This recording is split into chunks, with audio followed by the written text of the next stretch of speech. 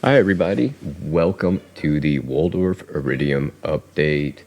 Now before we really get into it, from the response we got from the initial review of the Waldorf Iridium, we're going to start releasing gear reviews the second Saturday of the month. So you guys really love this, so we wanted to take care of it and give you guys a shout back. Going to give you some techniques and problem solving on this. The Waldorf Iridium is known for certain issues, and we're going to go ahead and go over those in a minute. We're going to get this all powered up and everything at a different angle so you guys can see what all goes on and what is going to happen. See what happens. See if it'll stay on this time. All right, guys, this is the unit we've been discussing the past couple videos, and what I'm going to do, I'm going to power it up. Now the one issue is, if you've seen or heard, this does not have a power button on the back. It's got a little knob that sticks out, a little square knob, and you got to push it back up in the unit. Now, that's not normal. But I do have a question for you who have a working Iridium, a true working one. Does it take this long to load? I'm just curious for my own reasons, but just want to know if it takes this long to load on every unit.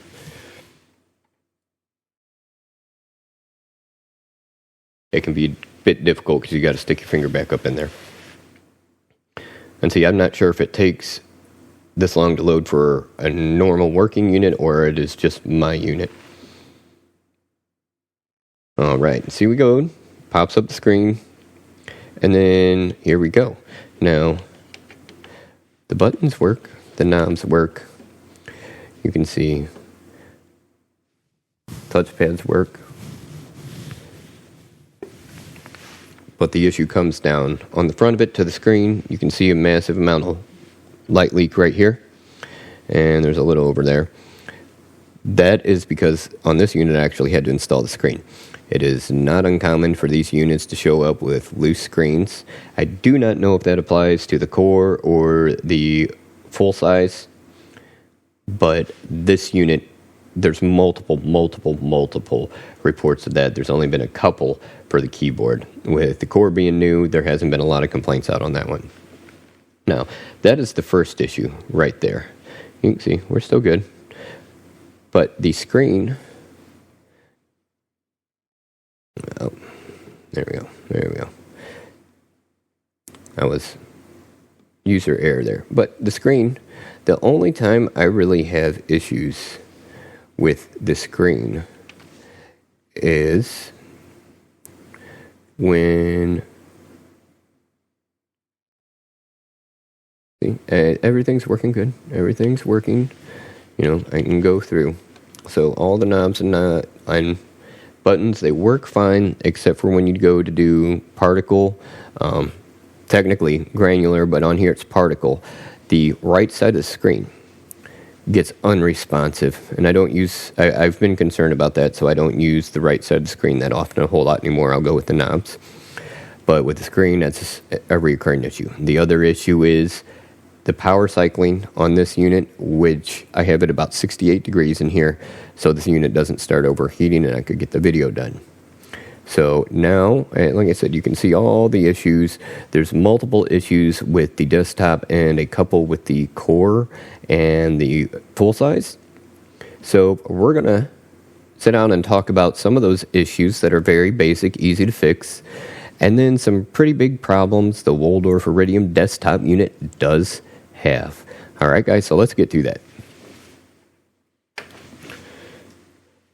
One issue that all units have is the white screen of death, which it's what it is. Your whole screen will just go white. Unit locks up. You can turn knobs. Sounds will still come sometimes, but it otherwise locks up. It's a very easy fix. 99.9% of the time, it's caused by firmware. Either you need to roll it back or you need to update it. Some people have said certain editions of the firmware, the beta has been more stable than the fully released. So that is, if you're getting the white screen of death, the first thing you need to go do, and will probably make everything better, is just update your firmware, or if you did update it and you're having issues, roll it back. Now, the Waldorf Iridium desktop, that's a whole different ballpark. It is really filled with issues. It is hit and miss on different things. Now, one of the biggest complaints I've heard all over is the power cycling. Some people it does it right away. Other ones, it's after use for a while.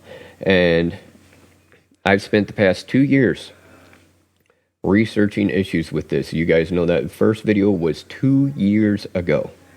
This unit has sat put up in a closet for 2 years. I was waiting for Waldorf to eventually respond. After over 2 years, they've still yet to respond for warranty claim on this. So that's why I'm doing this video, or still have it to do this video. And two, this is one synth I wanted since they first announced it. So the past 2 years, I've been researching every single issue I can find with this desktop unit and find if those issues happen on multiple units or it's just a fluke. Because some of them, one person got and half the knobs were bent. Okay, that was a fluke, probably damaged in shipping. I've done so much research on this, it's not even funny. Now, let's get on to the 3 causes of power cycling in these units. Now, the number one reason for the power cycling in the desktop is it overheats. These are notorious for overheating. I can vouch for that. Since this came out of the closet, I have been doing all kinds of tests on it too. And I can say overheating is an issue because if I run this in an ambient temperature of 70 degrees or below, I can get 45 minutes to an hour of use of it. If the ambient room temperature for this unit is above 71, I get 15 minutes and it shuts down. And it will start power cycling. That right there, obvious. Another one is the wires inside become loose during the shipping process and vibration. And you have to have the unit opened up and all the wires pulled in and out and put back in place because they vibrate loose or they get dust in them. That is the number 2 big issue. The number 3, which is hit and miss and also can tie into overheating. So you might have, your overheating might be caused by this next issue. And a lot of it is in certain cases, the power cable, their power cables are low quality. And in certain cases, they are pumping out too much and it's causing the units to overheat and cook. I watched several videos and went to several blogs of people who've actually bought these just to disassemble and have gone through all the different issues. One of them was an engineer and actually reached out to Waldorf to say, this is why your units are power cycling. It's an easy fix, and they blew them off. Another one, I saw a person who got a bad unit, power cycling. Electrician ended up testing it, and the power cable was running hot. So he turned around and took a 1.5 volt transistor, cut open the line and put it in, and he goes, it runs perfectly fine now. He did several tests, and he said the cables are cheap and don't run the greatest. So you've got power cycling. Those are 3 of the issues. Now, the very first unit that we received was one of the original units. We bought it when it first released, and it took several months to get here, quickly on back order. We were one of the first people on back order. And I can tell you that bad screens do exist because that one was on maybe a total of 30 minutes and the screen just started going out across, started fading out, and just died. It ended up turning black. That was a bad screen. Now, the second unit was dead on arrival. Okay, yeah, there's nothing you can do with that. That's been multiple reports and comments on the videos and forums of people just getting DOA units. They won't power up. They don't do squat. After doing all this research, Unit 3 died because it kept overheating. You have to keep these, basically, mine lives on a laptop cooler, a very expensive laptop cooler. They can overheat that quickly. And so that was most likely the reason the third one died. Now, the fourth one, this unit, if you go back and watch the video, it showed up without the screen installed. I heard rattling in the box and opened up the box, and the screen was flipped over upside down. So that is one issue. And you can see, actually, I personally installed that screen, because if you remember, I pointed out the light leak all the bottom screen to get it in. So these are the three main issues of the desktop unit, and the simple fixes for some things that can be done. I did want to repair ours or sell it for parts.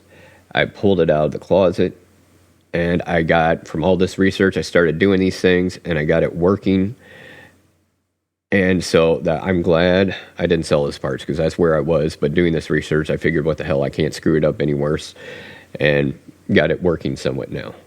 Next month, the second Saturday, the review is going to be of the Waldorf Iridium sound engine. Now, all the issues. This thing has had so many issues, and I've had so many issues with units and Waldorf Iridium, or Waldorf just blowing me off, and me never getting even an email response from them, and the supplier had issues too. So there's been all kinds of issues with this unit. You guys have seen the videos, you guys have seen comments. Next month, I am reviewing the sound engine and giving a 100% honest review. I'm not saying how it went. You guys will have to watch the video. But I truly thought, even with all the issues this thing has had, and I've gone through with it, I at least needed to do a sound engine review for you guys. So you guys know, this unit's been working. Hopefully it doesn't shut off while we're recording.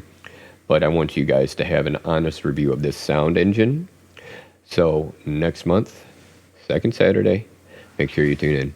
All right, guys, thanks for watching the video, and we will catch you later.